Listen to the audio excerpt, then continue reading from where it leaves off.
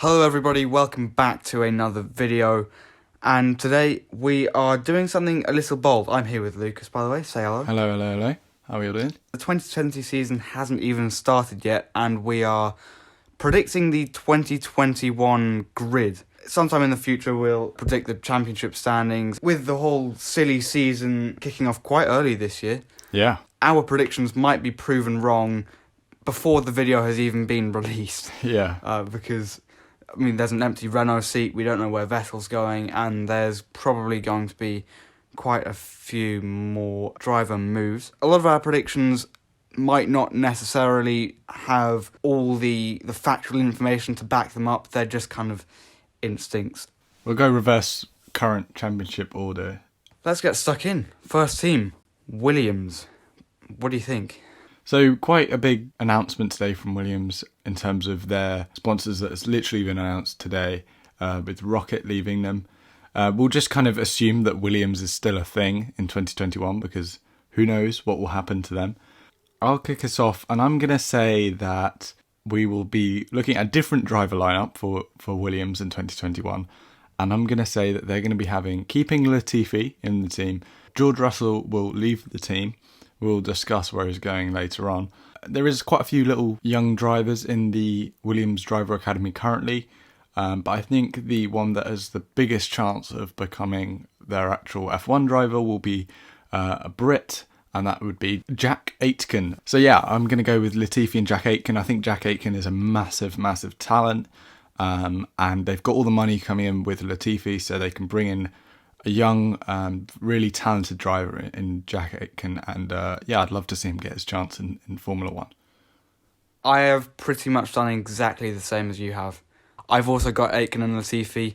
I think the only other junior driver that Williams have who might possibly be in contention for that seat is Dan Ticktum.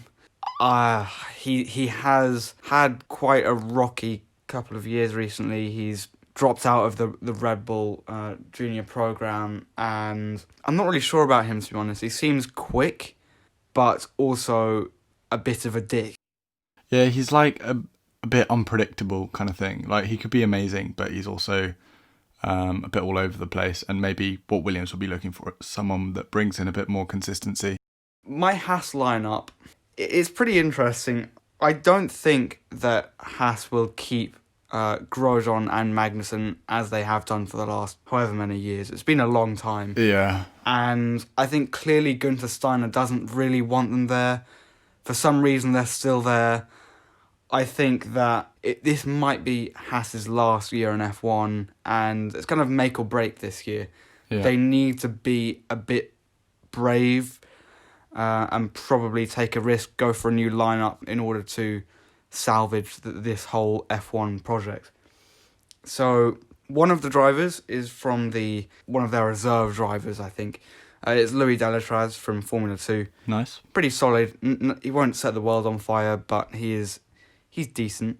Yeah. And the other one, it might not make much sense, but as the result of a number of driver transfers that I have made throughout the grid, I've got Sergio Perez. Wow. Racing alongside Delatraz. That's really unexpected, I'll be honest. I'll explain later. It's quite unexpected, actually. Yeah, I've gone probably a lot more conservative with my selections. I've copied you with Louis Delatraz. Well, not copied you, but we've gone the same. I just think he's quite a likely candidate for them. You know, he's already involved with the team in their program. I feel like he's pretty like a natural replacement for Grosjean or Magnussen. And I've also changed the second driver, and I've gone with Robert Schwartzman. You know, they've got that Ferrari deal. I think Ferrari are going to try and get more of their young drivers involved. You know, we're seeing kind of new Ferrari ethos with more young drivers. We already know that they're going to have Carlos and Leclerc, and that's, you know, something pretty new for Ferrari. So I think they're going to be trying to bring in new young drivers, so I've gone with Robert Schwartzman. I know he hasn't been in Formula 2 yet, but he is clearly a massive talent, winning the Formula 3 by significant margin. So yeah, I think he'll get his chance in Haas. Alfa Romeo. I don't see Kimi Räikkönen staying. I think he is coming towards the end of his Formula One career, and it's going to be a shame that he's not going to have like a full last season. Who knows? He might stay, but I see his contract ends by the end of this year, and I don't see him staying. He doesn't really seem that bothered, to be honest. I do think Giovinazzi will stay. I think Giovinazzi is an evolving talent. I think he's a good driver. He had a shaky start to 2019. However, I think he has a lot to prove, and he definitely developed as a driver in the latter part of last season. I think he will be paired up with another young driver in Alfa Romeo, another Ferrari Academy driver, which I think is a driver who gets his position not necessarily by his talent, but by his name. And that might be a little bit controversial, but I've gone with Mick Schumacher. Just because I think he's going to have his shot in Formula 1 at some point. I don't think he's as talented as some of the other drivers that could potentially get that seat. However, I think with his name and reputation that he'll kind of push his way onto that seat. And we'll see. He might develop into an extraordinary driver. I'm not putting that past him. He may not be the correct choice right now, but I think he will be the most likely choice. I completely agree with you with the Raikkonen situation, and I think Antonio Giovinazzi will stay. So to replace Raikkonen, for me, the main candidates were Callum Ilott and Robert Schwartzman. I've gone for Schwartzman. He pretty much dominated F3 last year. Whenever this F2 season kicks off, I think Schwartzman will have an edge over Ilott. I think they'll go with Schwartzman. Fair enough. So we've got Schwartzman definitely in the grid here. Yeah. Whether it'll be Haas or Alfa Romeo, we'll have to see. Moving on to Aston Martin. Perez and Stroll are both contracted to race for Aston Martin in 2021. But as I've already mentioned, Perez, for me, is leaving and going to Haas. Yeah. But that's the result of him losing his Aston Martin seat to Sebastian Vettel. Ooh, interesting. Obviously, Vettel is a free agent, and it's very possible that he's going to retire at the end of this year. But I just think that obviously Aston Martin want to get race wins and ultimately championships in the future, and if Vettel can help them do that, that may well save his reputation that has been quite heavily damaged, I think, by his stint at Ferrari. So, and for Aston Martin, Vettel's experience will be invaluable, and so I think for both parties it makes sense. Very briefly onto my Aston Martin selection, because I've gone very boring and I've just stuck by whatever the contract said. So I've just gone with Perez and Stroll. I think it's just a very consistent kind of pairing, and I just don't see it changing. And I think I've kind of got that a little bit confirmed by their contract. And yeah, Stroll I don't see going anywhere. Potentially he could have moved away to try and get away from his dad a little bit, and he gets a bit of a bad reputation for it just being a pay driver, when he does have quite a lot of talent and has been successful in junior categories. However, yeah, I just see them staying, and we'll see what happens in the future with Aston Martin, whether they will eventually sign like a big name driver. However, at the moment I don't see them doing that. So yeah, Perez and Stroll. This one's interesting because I currently believe that the kind of 4 drivers that Red Bull have in Formula 1, they're currently in the strongest pairings they could have in each team. So Verstappen, Albon, Red Bull, and Gasly and Kvyat in Alfa Tauri. I think that is the strongest kind of pairing. I don't think Gasly was ready for Red Bull, and I think that was kind of proven by his performances. And yeah, I just don't see Kvyat going anywhere above Alfa Tauri. I think Albon and Verstappen are a very strong pairing, so hint, that might definitely be my Red Bull pairing. But yeah, I just don't see the Alfa Tauri changing at all. I think they're a solid pairing. I think they're both very talented drivers, and yeah, it's a solid pairing for Alfa Tauri.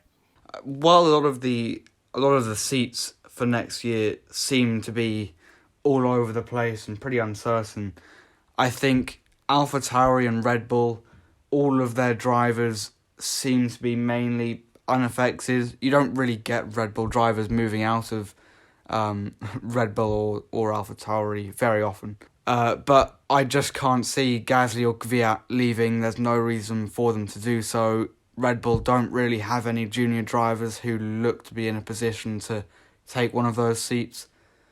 And Gasly and Kvyat are pretty solid for the time being. I think Alpha Tauri will have Gasly and Kvyat for 2021. Renault. Renault have a vacant seat. The main candidate for this seat is Fernando Alonso. I don't think Fernando Alonso is really right for Renault.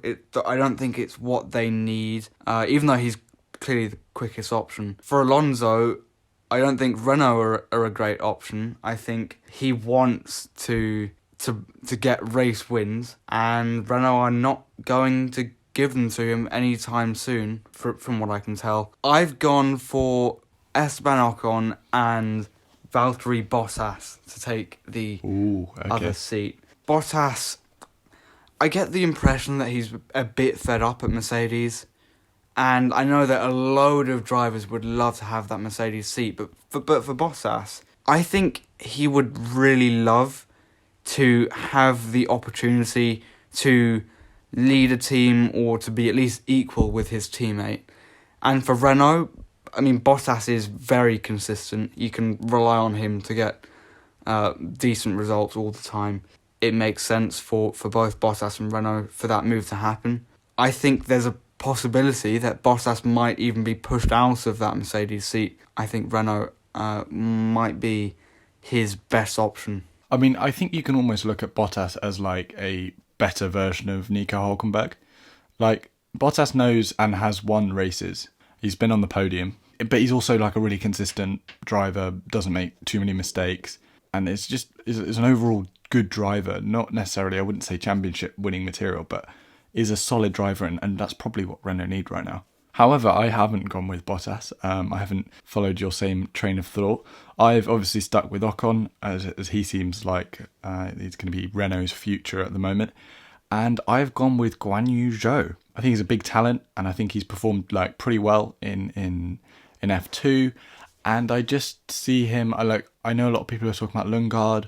I just don't see Lundgaard getting a seat without having driven F2 yet. I think that'd be a bit of a large jump, and for a team like Renault, who don't seem to take massive risks on the driver side, I just see Guan Yu Zhou as a bit of a safer option, can kind of learn from Ocon and develop into a good driver, hopefully. So, yeah, and I think that would also be bringing a lot of potential sponsorship as well. For the next three teams, we should have the same lineups. It's McLaren, Red Bull and Ferrari. I think all of those drivers are pretty much confirmed. Yeah. McLaren, Ricciardo and Norris. Red Bull, Verstappen and Albon. Yeah. And Ferrari, Leclerc and Sainz. Yes. And that leaves us with Mercedes. I have a feeling that we might have picked the same drivers for Mercedes as well. I think so as well. Predictably, I've actually moved Bottas out, and as you can see, I didn't put him anywhere else on my grid. So I believe that Bottas may take a turn and do kind of a Kimi Raikkonen and head towards some rally, potentially coming back because he is a talented driver. And I think that he's going to move away from Formula One, take a break until, maybe another spot in a big team appears and he has another shot, because I think he's still young enough to come back. However, I just think that Mercedes are kind of looking to push their next big talent up, and that is George Russell. So I moved him away from Williams. He's going to make the jump from the back of the grid right to the front of the grid. I think he's a massive, massive talent. He was excellent in Formula 2, and I think he's a really good driver to learn from Lewis. I don't think he's going to cause too much trouble, so that Lewis would, if he doesn't win this year, the championship, which would seem unlikely. So he'll be able to support Lewis into winning that 7th world title, or 8th if that's the case. And then I think we'll see what happens to Lewis after that. However, then Mercedes have kind of set themselves up to have another really talented driver come up their ranks. So yeah, I've gone with Lewis and Russell. I have done exactly the same. And I can actually really see, and we'll get onto this in our championship prediction videos, but I can really see another Leclerc-Vettel situation happening, where a Mercedes think, oh yeah, we'll bring Russell in and give our junior drivers some experience and build him up and make sure he's ready to take over from Hamilton when he leaves. But I can see Russell creating a few problems at Mercedes, potentially, and actually giving Lewis a real fight, because I think Russell is very good. There were obviously rumours about Vettel going to Mercedes. I think this will be more likely than that, because I think Daimler wanted Vettel at Mercedes, but Toto Wolff and Lewis Hamilton apparently would prefer to bring Russell up. And with the threat of Toto Wolff potentially leaving the team, I think the benefit of having Toto Wolff there overpowers the benefit of having Vettel as a driver. So I think to please Vettel, Daimler will let Toto Wolff have his request of replacing Bottas with George Russell. I think that wraps it up. Our grids are interesting. There have definitely been quite a few changes. Yeah. I think 2021 will have quite a different looking grid to what we had. Yeah, I agree. In the comments, guys, let us know if you think we're completely wrong. If you're right, let us know what drivers do you see at which teams, or what would you like to see in 2021. Yeah, we'd love to know. So make sure to comment down below and get involved. Subscribe to see our championship prediction video when it comes out, and we'll be basing that off our grid predictions. So stay tuned for that. Thank you for watching. Goodbye. Au revoir.